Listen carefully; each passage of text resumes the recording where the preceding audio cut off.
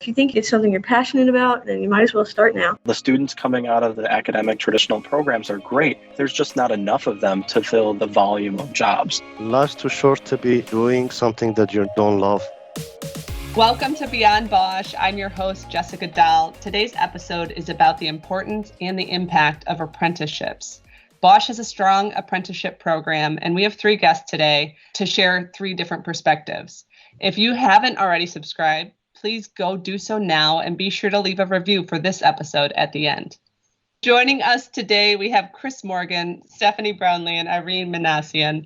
Before we get into introductions, I want to ask if any of you have any interesting stories about your Bosch apprenticeship experience. I know that with a new career or opportunity, sometimes that can be really daunting, but it can also present some memorable moments or stories. Does anyone have anything they'd like to share? Possibly. I was going to say, you never know what you might find with an apprenticeship. You might even find your soulmate. I married someone who was in my apprenticeship program with me. Oh, wow. He didn't work for Bosch, but he worked at a different company. So. What? So how did that happen? Wait a minute. Tell me more about that, Stephanie. Okay, so with the youth apprenticeship program, you have classes at Trident Technical College. So when you're in there, you have other classmates who might not work at the same company, but they're also getting the same certification. So he was doing the industrial mechanic certification as well. And he was homeschooled, so he had a lot more time on his hands because he had all his classes done. So we'd hang out and study for class, and we just became good friends. And he knew what I was talking about when I told him about motors or anything mechanical. So we just kind of clicked. So. Oh, I love that. I love that. And I hear you got married. Not only did you go through school debt free, but then I think you bought a house too recently or in the last few years. Right. So I graduated in 2018, and then we chose our house at the end of 2018, and we bought it later on that year. So. Wow. I love that because you're going through a different route, right? There's not just one straight path to whatever success is for you, whether it's, marriage and a house or something completely different. I love that story. That's so cool. So Stephanie has participated in both youth and adult apprenticeship programs, and she's passionate about apprenticeship programs and STEM programs alike that give high schoolers a head start before they enter the workforce. Chris is responsible for the design, implementation, and execution of the new software development apprenticeship program. And Arin moved from California to Michigan last year to join the Internet of Things apprenticeship group as an Apprentice Application Developer in the Bosch engineering group. I'm going to have to say apprenticeship a lot, but let's just dive right in. And just thank you all for being here. I gave such a brief intro for each of you. I'd love you to share more. Chris, could you start and just tell us a little bit more about yourself? Absolutely, Jessica. So thank you for having us here and for the opportunity to share about amazing apprentice opportunities within the organization. I'm actually a 15-year Bosch veteran. I actually joined Bosch as part of their development trainee program as an engineer. But when it came time to look for an opportunity to maybe challenge myself a little bit and grow beyond my boundaries, that's an opportunity came up about apprenticeships and hands-on learning, experiential learning. And that is something that, for me anyways, personally, I've had a lot of experience with my college background and even going back so far as a high school student. So for me, it's experiential learning opportunities are amazing. And I think it's one of the best ways people can learn. That's awesome. What about you, Arin? Could you introduce yourself a little bit more and tell us more about yourself? Sure. I think last year I started focusing more on apprenticeship programs that focused on software engineering, application developer. I knew a little bit about Bosch through their home appliances. I didn't know they were this big, this huge. They're focused on so many different things. So once I started researching about the company, I was even more interested. So I applied. I think I just had to come out of my comfort zone and apply anywhere that, in the United States that offered that opportunity. So I took the chance. Last year I applied. I was paired with a mentor who works in a group that focuses mostly on Internet of Things devices, and I ended up continuing working with them. Wonderful. And Stephanie, could you share a little bit more about yourself? I did robotics in high school, and Bosch actually sponsored our robotics team. So I was introduced to a lot of mentors and engineers who worked at Bosch. And whenever it was time, my sophomore year, I was able to apply and actually get interviewed by Bosch and come and work here in 2016. Probably my biggest experience is, meeting people and finding out like their strong suits or the things that they're good at. And I feel like every person you meet, you can learn something from. So far, I've enjoyed a lot of networking and meeting new people. Wonderful. So, Chris, could you talk a little bit more about the apprenticeship programs at Bosch and what do we offer? How does it all work? Yeah, for apprentice programs within the Bosch organization, definitely not something that is new for us as an organization. If you go back to our founder, Robert Bosch, he started a workshop. He was involved in apprenticeships himself, one of them with Thomas Edison. And so you look at our total history as an organization, and we have this background with this hands-on experiential learning. Today, within the Bosch organization, especially in the United States, we have apprenticeship opportunities in areas like CNC, machinist, mechatronics, a lot of opportunities. And when people think about traditionally an apprenticeship program, they're thinking about these hands-on elements. They're thinking about building something, constructing something. Maybe it's wiring something. So you think about electricians, welders, millwrights. But what we're quickly discovering too is that there are skill sets that maybe are non-traditional, but could still be developed using that model, that very successful model. And one of the newer programs that we've launched with a program to really drive home the ability to build somebody up in software. So application developer, right? How do we work with software? How do we develop software? How do we validate software, test software, and ensure a good quality product to enhance our products and service portfolio? And that's the program that I'm particularly involved in designing, but I do collaborate with my peers across the organization to really identify, again, best practices and things that we identify that works really well in a software space for developing software talent. Could that be applied in other apprentice programs and vice versa? What are some of the things that they've learned and what can we borrow from them to make sure that we're not reinventing the wheel, but we're really moving the organization forward when we're talking about developing people. Right, that makes sense. So what about the different program age ranges? So from what I understand, there's more of a youth setting. Is that starting in high school? Are you actually in high school and working at the same time? Is it kind of like a co-op situation? And then there's also an adult program. I'll ask Stephanie to chime in on the youth side, but for our apprentice program, at least with the software space, we're looking at high school graduates or someone who has a GED equivalency. And this person has, because we're talking about software development in a mobility space, we're also looking for someone to have a valid driver's license.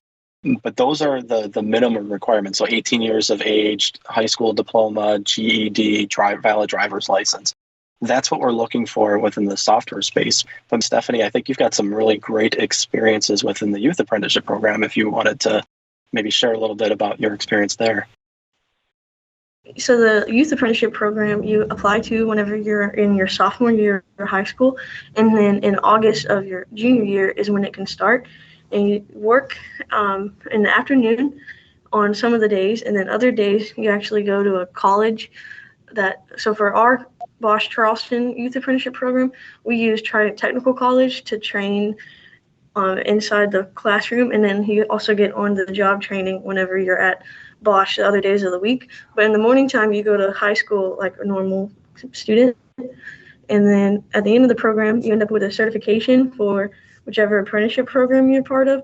But you also have journeyman's certificate, or maybe a certificate from the Department of Labor, but it's for all the on-the-job training that you've earned.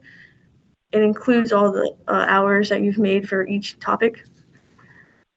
That's very cool. And you had mentioned a little bit in your intro, you were in robotics in high school, and that's how you discovered, was it FIRST Robotics? Yes, ma'am. It was the first robotics competition. And so my mentor was a big partnership with Bosch, having them sponsor us and then also like mentoring us whether it was like engineering and the mechanical aspect, or if it was like financially, like fundraising and other capabilities. There's also like artistic development involved, trying to figure out logos. And so it was like STEAM more than just STEM. So you had the science, technology, engineering, art, mathematics. So very cool, very cool. And then Irene, you're a little bit different. You're more in the IoT space you mentioned, or the Internet of Things. So what does that look like as an apprentice in that space? There's definitely a coding aspect to it, but it's a pretty cool space to be in. You get to have some experience in networking, some experience in some sort of an embedded systems, like the devices that end up in trucks, for example, or just cars that allows us to do measurements on them. But so there's different things that you get exposed to. Because of the nature of the devices that we work with, you get some exposure to Linux system. It's a good team to be in because I get to develop like different aspects of being a software engineer. Absolutely. So how long is a typical apprenticeship? It's a 1-year program, the program that I was part of. And after that, it depends. Like, for example, in my case, my mentor was in the team that I'm part of. Apparently, they liked me, so they liked the work that I've done so far. My job now involves more hands-on. I'm setting up test benches and I'm helping do some testing for our devices. And also, what I'm actually at the moment working is getting us in a space where we can automate a lot of these testers so we can free up our time and do some other things. Oh, nice. Yeah, that makes sense.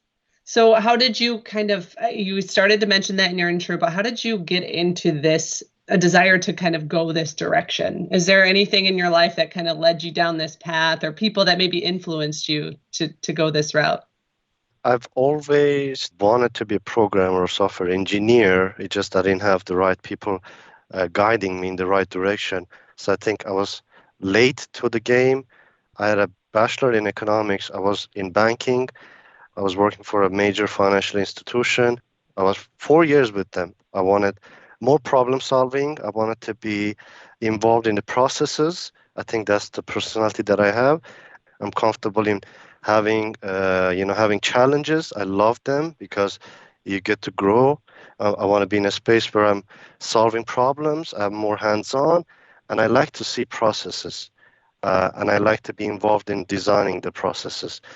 My wife was super supportive, and that's why I enrolled myself into a boot camp, but it was for web development. It wasn't necessarily just programming, but mostly web development. So I finished it, and I started looking for positions. As time passed on, I saw the value of apprenticeships. So I started looking, and Bosch was offering it. So I didn't think twice. I applied and went through the process, and here I am, I guess. Yeah, that's an incredible story, because that actually takes so much courage to change, especially you've been 4 years at a company, you already have a degree in something else, to totally shift. I think that's very inspiring. I hope that if you're listening to this, if you're feeling that kind of pull, to be encouraged to challenge yourself, to do something new. There are opportunities out there. And I think that's really inspiring. And Stephanie, I know I've heard a little bit of your story before, and it's pretty incredible. Would you mind sharing a bit of kind of your journey, where you kind of started and have come from along this way? So Bosch is located in Charleston, so in the city, and there's a lot of opportunities for people and students. I grew up in the rural Dorchester County, South Carolina. So my robotics mentor, or he was also the high school teacher, was really about, trying to find other opportunities like within reach and not having to wait until after high school. He was always about, start now. If you think you're going to love it and you think it's something you're passionate about and you're really excited to try and learn from it, then you might as well start now. So I kind of took that to heart, and I wanted to make sure that I didn't have to wait till I got a degree or have to wait till I was a certain age in order to start what I like doing. So I looked into opportunities where I could work with my hands and troubleshoot and figure out why something runs this way and how I can make it better. And so that, helped me do robotics and helped me figure out like new ways to create a robot or design one and to accomplish the different tasks that year. But then that, made me want to do this not only as a short-term 4-year like group or hobby, I wanted it to be like what I did every day, because if you enjoy what you do, then it's not really a job. So, I wanted to also incorporate that, and I knew that I liked working with my hands. So whenever I heard about the apprenticeship program, I started looking more into that and, really eager to apply. So I was really nervous. I never had an interview before that, but I went in there and I was like, yeah, I used some hand tools, and we took some metal, we turned it into a moving robot, and, explained to them some of the opportunities we got through that. So not only do we actually build a robot and drive it around, but we also have to talk to judges and pretty much demonstrate our knowledge about what's going on and how we built the robot. So we had to kind of also like interviewing, where you're explaining the system and, why you joined robotics.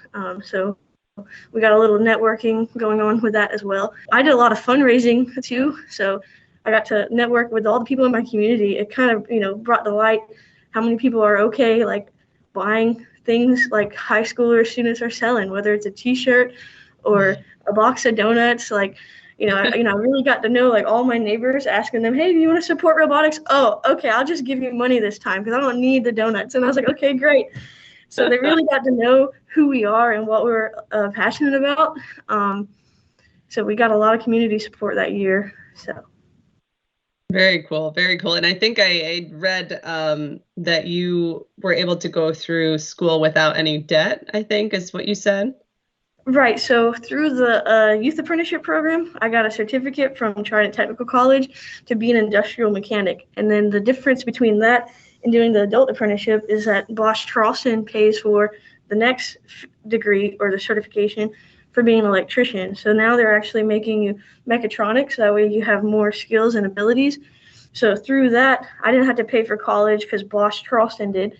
And then through the youth apprenticeship program, the Chamber of Commerce pays for all the books and for the college classes too.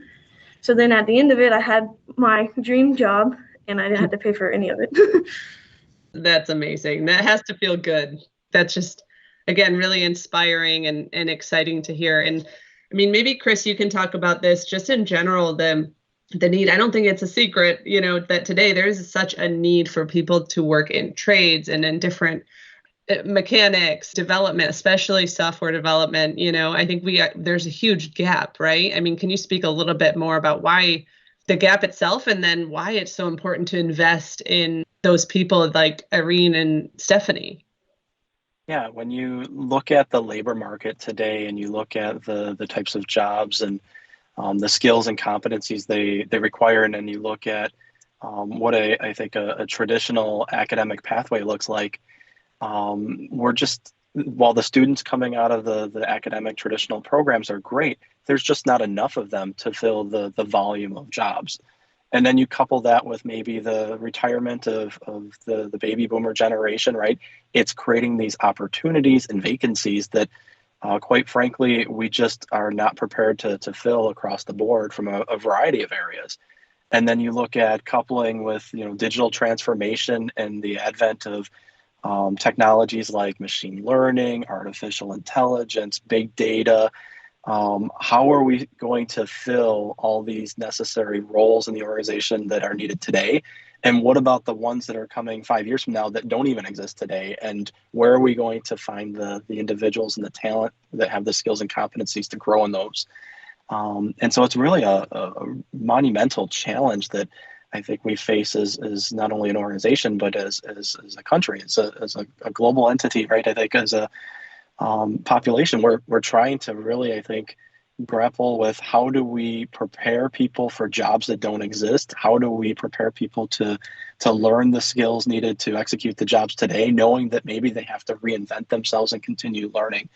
And I think for me, one of the the awesome insights with this apprenticeship program style of learning, right, is that people are immersed in the learning environment. They are having to pick up the skills on the job. It's not just classroom instruction, but it's actual on the job training to really reinforce the theoretical skills that they're learning in the classroom. And a lot of times these programs are a lot shorter than a traditional academic program of, say 4 years at a public college or university. And so with these apprenticeship programs, they're demonstrating that they have this learn agility factor, right? The ability to learn very quickly on the job, learn the skills that are important, learn how to apply them, and then begin developing and refining that skill set as the organization needs.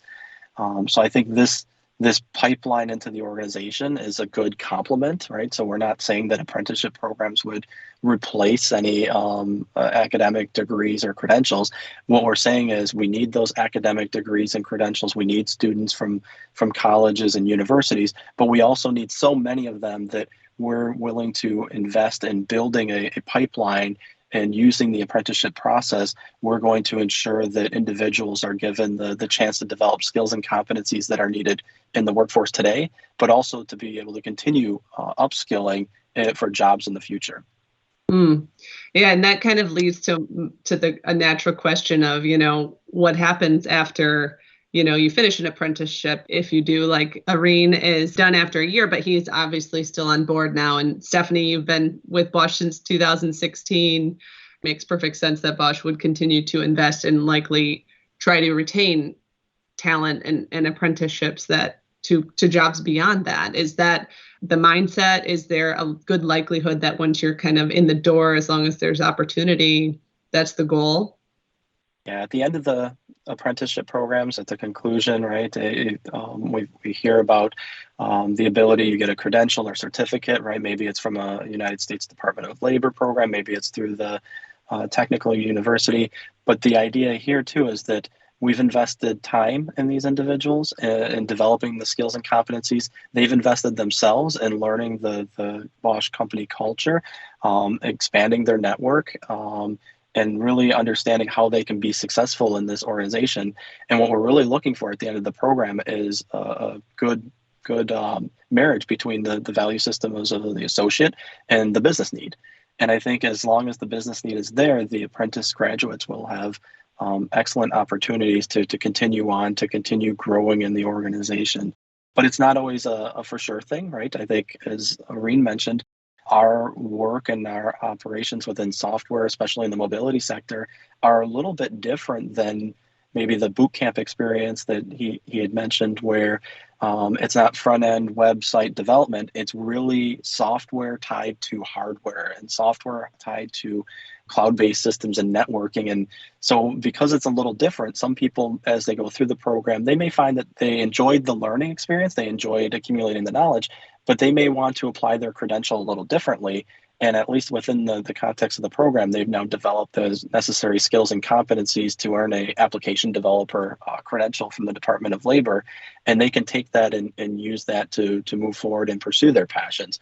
But ultimately, we hope that a lot of our apprentices are able to convert and stay on board within the organization to contribute value into the organization, but also to continue their development. So it's, we always highlight that the journey, the learning journey doesn't necessarily stop once you get that apprenticeship credential. There are so many more opportunities, and the Bosch organization, through things like tuition reimbursement and through a variety of programs, we're here to continue helping you grow and develop as an individual to achieve whatever it is that your career goals are. You kind of brought up, obviously, you were in the trainee development program. Is that how you kind of started at Bosch, Chris? Yeah, for me, I started at the Bosch organization as a professional development trainee, but I also went to Kettering University up in Flint, Michigan. And within that university, they really emphasized the cooperative education element of the program. So it's, going to school for 12 weeks, but then going to work for 12 weeks. Can you translate the theory into practice in a real world professional environment? And the whole reason I chose a school or university like Kettering is because of the high school experiences I had growing up in rural Western New York. there were opportunities. There were no FIRST robotics teams, unfortunately, at that time, but there was an opportunity across multiple counties where you could go and work for one of the automotive suppliers as a 16, 17-year-old, working alongside engineering mentors. And I really recognized the benefit of, I had to leave my home school behind. I was enrolled in aggressive academic schedules for 1 week, and then I'd go to work for a week. But I really recognized that was a great way of understanding what it meant to be an engineer. Is this a career or a pathway forward that is something that I could see myself doing? And through discussions with the mentors, that eventually led me to Kettering University, and then Kettering University eventually led me to Bosch. Awesome. Yeah, that kind of is you all have a different perspective, a different story. I wanted to a couple things. One, I wanted to see, is there somewhere people could go, or what would be like a good next step to get into the apprenticeship program or learn more? Or maybe we can also include some links in the show notes and things like that. But is there anything you could give those who are listening as a resource to kind of go check out? Yeah, I could start with this one. So I think if you're interested in learning more about apprenticeship opportunities within Bosch, a great place to start would just be going to the bosch.us website and looking at the careers page to see what availabilities may be out there today, and just punching in the keyword of apprentice. Those positions change all the time, right? So if you don't see something right away, you could always go back and check again. The other website maybe that would be a really good resource to check, though, would be apprenticeship.gov. And there are apprentice opportunities with a wide range of backgrounds, information systems, information technology being one of them, but across everything, healthcare, across industry, across, we talked about machinists and mechatronics, electricians. All of those opportunities are made available for organizations that have registered Department of Labor apprenticeship programs. And so that would be a really great resource for you to check out if you're interested in seeing what opportunities are available in your area, or to find the opportunity that maybe aligns with your passions. Yeah, or even if you're willing to travel across the country like Arin, there's options, right? Wonderful. Thank you so much for sharing that. We always ask our guests, it's totally optional, the best piece of advice you've gotten, or maybe one that you give to others. So it could be personal or career. What comes to mind when I ask you that question? Life's too short to be, doing something that you don't love. So I think first step is to find your passion, find that passion in your life. And after that, I think the next step kind of falls on you. You need to be bold enough to be uncomfortable enough to make a change, right? For me, it wasn't easy, but I had my wife's support, obviously. But it wasn't easy to change a state. We don't have much friends here. They're mostly in California, but I did it for my family. I wanted that opportunity. I wanted to work for Bosch, and so that's my passion, right? And I needed to be uncomfortable, but the upside is now you're gonna have a career that you love. You're gonna show up to work, loving every second of it. So that's what you get for being uncomfortable. So I think that's the best, I guess, advice that I can say. Don't be shy. Find the company that you want to work for, and find the software engineers and message them on LinkedIn and say, I really want to work there. Why do you work there? Versus, I need a job or I need an apprenticeship. Can you, help me in? Just tell them, why is it that you've been working there for 5 years? Do you have 5 minutes, 10 minutes? Can we chat? So people like that you're bold enough to say those things, and believe me, they will take the time and give you that time. So that's all I have to say. I love that. That is so awesome. I quick side note, I remember I was trying to get a job within corporate Bosch. I was working at Rexroth, actually, and I thought I had remembered this guy's name properly that I worked with when I was an intern at Bosch, and I looked him up. made a meeting with him, same type of thing as if he was at LinkedIn, like, hey, can we just chat? I'm looking to change it up. And I called the wrong guy. It was not who I thought it was. It was a different person. And they still took the time. Like, they must have still recognized me somehow, but I did not know who they were. I start talking and I'm explaining, remember, we used to do this. I was at the event with you. And he was like, nope. But at the end of that day, he ended up saying, you know what, this was such a great conversation. And you were so like bold to come to me. He said, as soon as I have an opening, I will let you know. And he did. A couple months later, I started going back to Bosch and not just Bosch Rexroth. So it pays off being uncomfortable and being bold like that, for sure. Chris or Stephanie, do you have any piece of advice you want to leave our audience with? Sure. I think someone gave this to me as like wedding advice, but it was always put in 110%. And so I took that as well as not just marriage advice, but if you're going to try to do something, put in 110% effort, because if you don't, then it must not be worth actually doing. That's really good. That's really good. What about you, Chris? Yeah, I would have to say that I think for the work that you're doing and the things that you're trying to accomplish with your professional career goals, it's always important to give, that effort. As Stephanie said, that 110%. I know personally, my mother always had a strong work ethic. And so I've always tried to do things in a way that to really take that extra step to put that extra emphasis on the job at hand. And I think it's fitting that I was talking with Bosch associate Mike Bryan, who just retired after 44 years in the organization. And he kind of reminded me of a quote with the late Dr. Martin Luther King Jr. that talked about a person who's a street sweeper. Just paraphrasing it, you want to approach street sweeping like Michelangelo would to painting, or like Shakespeare to poetry. And that's how we've done that approach.